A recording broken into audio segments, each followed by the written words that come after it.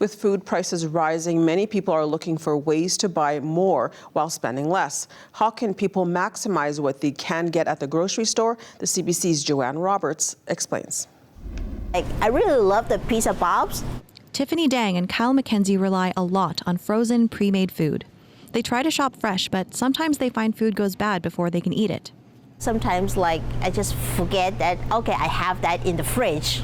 The couple find themselves in the same predicament as many Canadians. They need easy meals that are still healthy and cheap.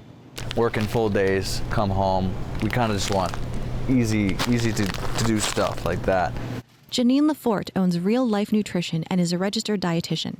With a family of 5, she understands the stress of rising food costs. LaForte says there are ways to keep food costs down while still eating healthy. Frozen meals can be cheaper and healthier, especially if they're homemade.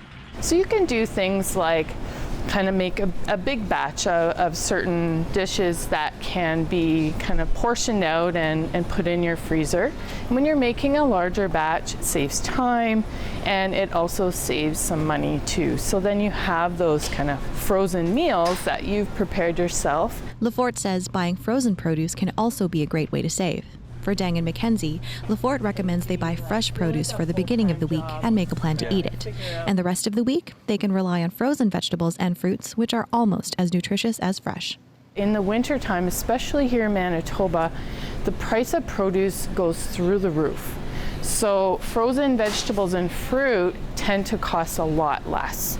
Like many Canadians, a big staple in Dang and McKenzie's diet is meat. With it being an expensive item that Dang cooks with often, she wants to know if she can bring the cost down. When we buy the ground beef, I can make it with the spaghetti, I can stir fry the beef with the vegetables.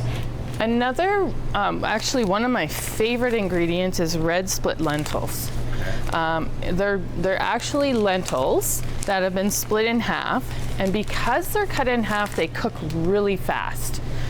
By changing the recipe and replacing a portion of meat with pulses like beans or lentils, people can still make filling meals that cost less. Although McKenzie agrees that LaForte's tips are helpful, he still has one main concern. He's worried about how much time all this food preparation will take. Is there a way of doing it that just seems a bit more convenient, not overwhelming? So even if you can find 10 minutes, little pockets of time where maybe you chop your carrots for the week.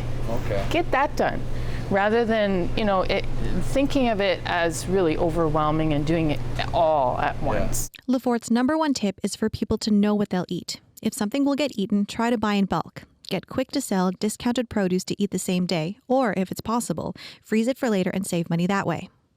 LaForte says these tips aren't just for Dang and McKenzie. They're options all Canadians can consider when trying to bring their rising food costs down.